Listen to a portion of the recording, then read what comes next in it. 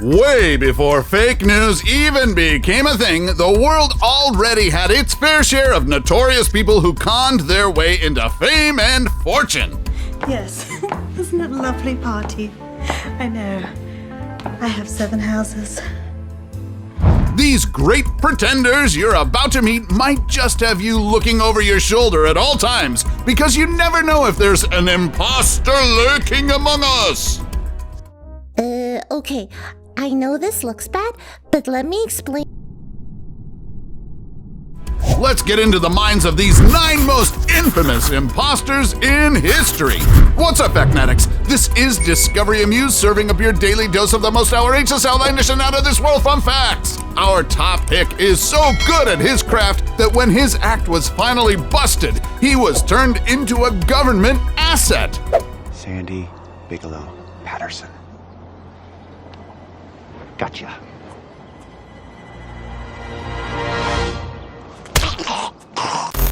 Number 9, Fred Demara. Mr. Demara, put it there.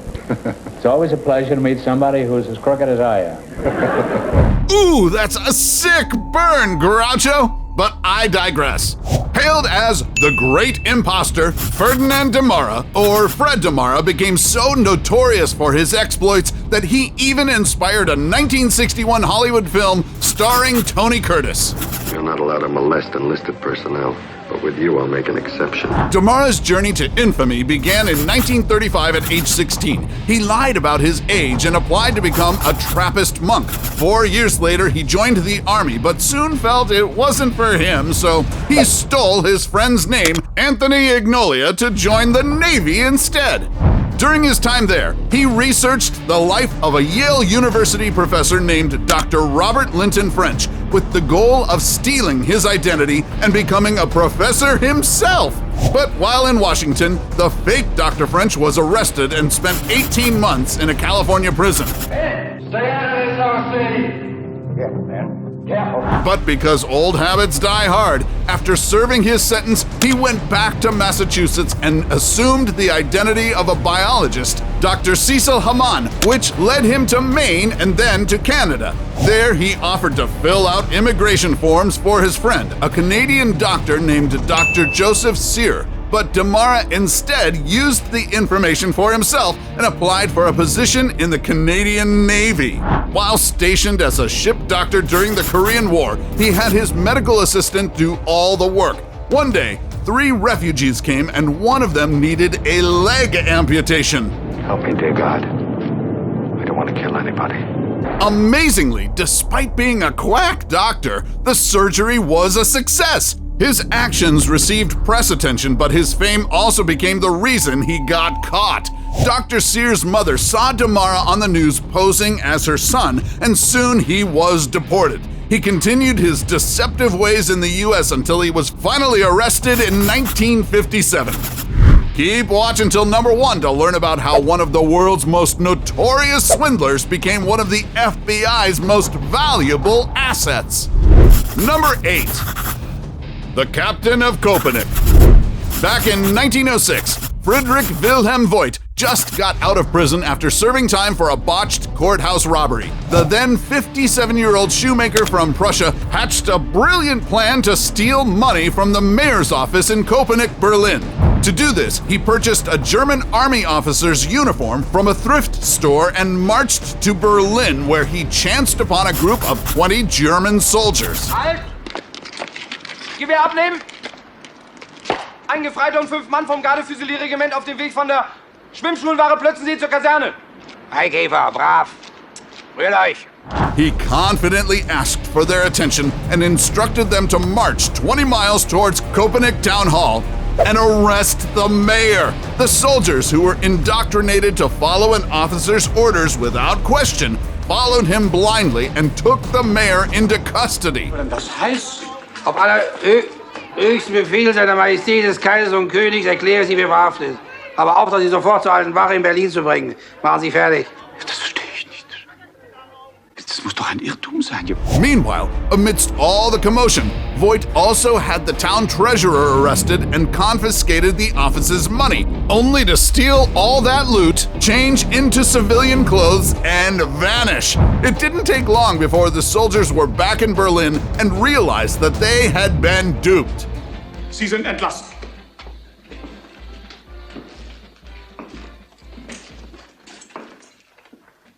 Der Hauptmann von Köpenick. The high-ranking officials were enraged and began a massive search for Voight. They eventually caught him, and he was sentenced to 4 years in prison. But German Emperor Wilhelm II found Voight's act outrageously bonkers and had the con artist released after serving only 2 years. Voight became somewhat of a folk hero and a local celebrity, and there's even a statue of him erected at the Copenhagen City Hall. Number 7. Princess Caribou. Back in 1817, a young, attractive woman wearing strange clothing and speaking in an unheard-of language was arrested for vagrancy in the British town of Gloucester. She not Greek, she not Turkish. I would know if she was Turkish, and she definitely not Greek. While in prison, a Portuguese sailor offered to translate her language and said she claimed to be Princess Caribou from the Javasu Island in the Indian Ocean. She said she was captured by pirates and she escaped by jumping out of the ship and swimming away. Believing that she was from a royal family, County Magistrate Samuel Worrall took her in. Princess Caribou enchanted and bewildered the townspeople with her bizarre ways. She used a bow and arrow, swam naked, and prayed to a god she called Allah Ta'ala. But as it turns out, the princess was a pauper. She's an impostor. A woman named Mrs. Neal recognized her photo in the newspaper. She revealed that she was not a royal princess, but a cobbler's daughter named Mary Baker. She worked as a servant girl across England and couldn't find a place to stay. She reportedly spoke in gibberish and pretended to be an exotic character. And that's the tale of how Princess Caribou stirred up some hullabaloo and made a whole town go cuckoo. Number 6. The Chameleon. In the stunning 2012 documentary The Impostor, people learned of the incredible story of a teenage Texan boy named Nicholas Barclay, who mysteriously disappeared in 1994, and the man named Frederick Bourdin, who impersonated Nicholas 4 years later and made the Barclays believe he was actually their long-lost son.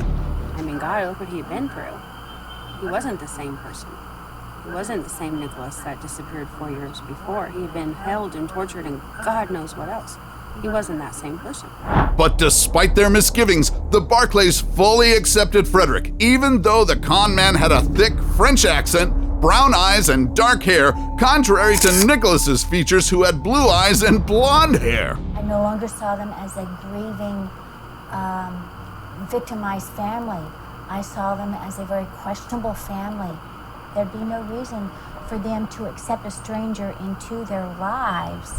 Apart from Nicholas Barclay, Frederick also pretended to be a Leo Ballet, a Ruben Sanchez Espinosa, and a Francisco Fernandez, among many others. In fact, in a span of 15 years, this serial imposter was able to change his identity 500 times and scam people in 15 different countries. I would say I'm 14 because I would be younger, so people would care more. I would speak with a smaller voice, and because I was still looking younger, physical appearance wasn't a big problem at the beginning. He became so infamous that he fell under Interpol's radar as the Chameleon. His specialty was pretending to be an orphan in order to seek love and affection he never experienced as a kid.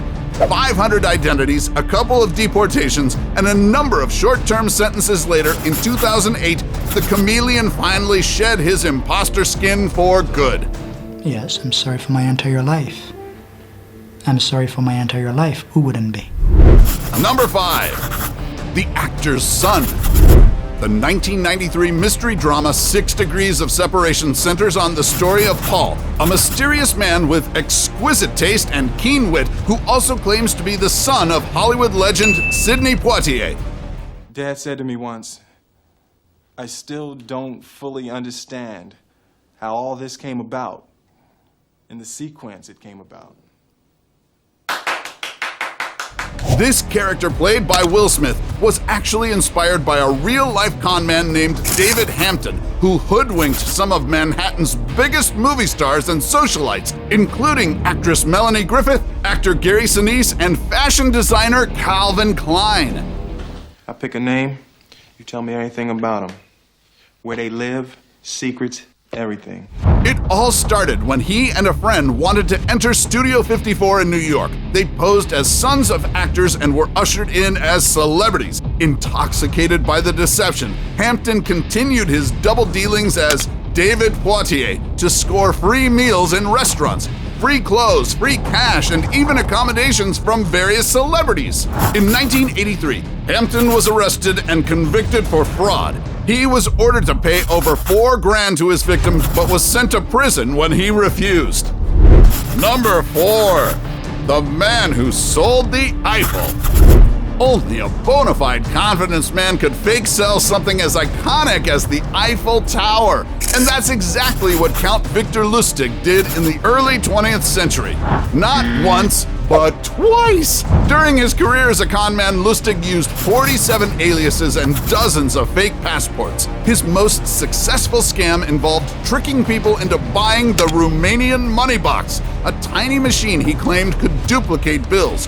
By 1925, Lustig pretended to be a French government official and organized meetings with heads of the French scrap metal industry. He told them that the Eiffel Tower was demolished due to engineering faults and that he would sell the scraps to the highest bidder. The businessmen offered him down payments to sway the decision in their favor. Lustig took the money and fled, and he did this twice. Fool me once. Shame on you. Fool me twice. Shame on me. In 1935, the U.S. Secret Service finally caught up with him, and Lustig was locked away behind bars, but not for long. Lustig managed to escape by using bedsheets as a rope and swinging from the windows a la Tarzan! But 27 days later, FBI agents apprehended him again, and this time he was detained for good. A judge sentenced him to 20 years in Alcatraz. Number 3. Lord Gordon Gordon. Old? Is he new? Is he false? Is he true? Is he clergy? Military? Is he rich? Is he married? Oh! In 2018, the History Theater staged a musical comedy about the life of Minnesota's greatest con man, Lord Gordon Gordon, who posed as a wealthy Scottish landowner and swindled the wealthiest people in the U.S. in the 1870s. When he arrived in Minnesota, he told the Northern Pacific Railway that he was interested in procuring large tracts of land. He flew to New York in the guise of transferring funds there from Scotland, and that's when he managed to fool railroad magnate Jay Gould.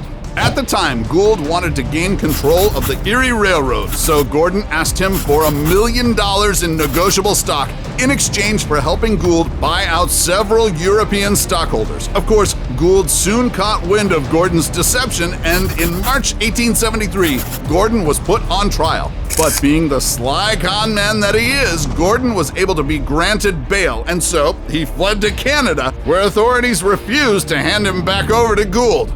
News of his crackdown reached European shores, and jewelers whom he had robbed years before surfaced. This led to Gordon being deported, but he shot himself in the head during his arrest. Number 2. Fake Anastasia. In July 1918, after the fall of the Romanov ruling dynasty during the Bolshevik Revolution, Russian Tsar Nicholas II and his family were executed via firing squad in Ekaterinburg. But rumor had it that some children might have escaped death, specifically the youngest daughter, Grand Duchess Anastasia Nikolaevna. Trapped in a Russian zone during World War II, the supposed Anastasia was rescued by a former German prince and given a small house in the Black Forest. One of the people who came forward and claimed that she was Anastasia was a woman from an asylum named Anna You can believe it or you don't believe it. It doesn't matter. in no any way whatsoever. The Romanov family's friends and servants went to visit her in the facility to confirm her identity. Some believed that she was indeed the Grand Duchess because she allegedly knew some information only the real Anastasia would know. Still, some were convinced that she was a complete phony. Without your glasses, can you tell these apart? It's not very easy to do, is it? This is a rather unfamiliar thing, and it's in color. Nevertheless, the press got a hold of her story and a cult following grew. However, in 1927, a Berlin newspaper ran an expose saying that her real name was Franziska Shanskowska, who used to be a Polish factory worker. But Anderson remained steadfast with her claim that she was the lost Duchess. Her character is not the character of an impostor at all. She never cooperated properly with her lawyers. Thanks to advancements in technology, the remains of the family were recovered, and DNA tests showed that Anderson's genes did not match the Romanovs. Before we go to our #1 pick, make sure to smash the subscribe button and hit the notification bell. Don't forget to choose all so you won't miss out on any of our latest life-changing, boredom-busting content. And of course, be sure to turn on notifications in your app's settings. #1, Frank Abagnale.